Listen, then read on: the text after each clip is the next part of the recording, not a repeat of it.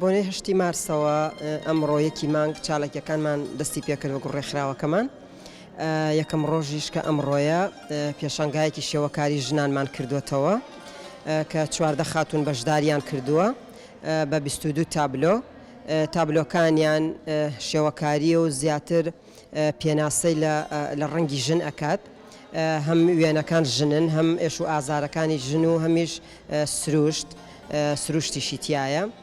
بەگشتی وێنەکان زیاتر بە دڵێکی و ڕۆحێکی ژنانەوە کێشراون و پێناسەی ژنبوونی کردووە. یەک ڕۆژیش چالاکیەکەمان بەردەوامە بێت و پێشەنگاکەش ناوی ڕەنج و هونەری ژن بناغی کۆمەلگایە، چکا بەلامانەوە زۆر گرنگە لە کۆمەلگای سروشتیوە تا ڕۆژی ئەمڕۆ ژن ڕەنجی دا و ڕەنج ئەیات و لە بواری هونەریشا ڕۆڵێکی ئەساسی هەبووە.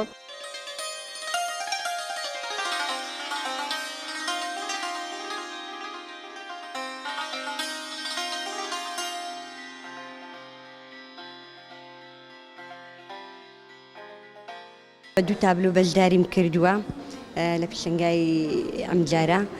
تابلۆکان گوزارش لە بەهار و ئافرەت دەکە.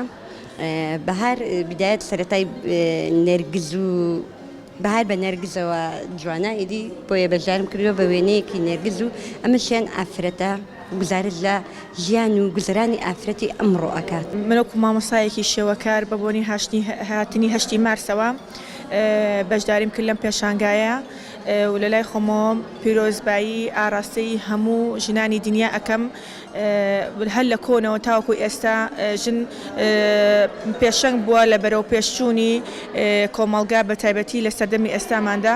ئامانجم بەرزڕاگرتنی ڕۆژی ژنان بوو. هیوادارم هەمیشە ژن لە پێشکەوتن و بەرەو پێشچوون نابێت.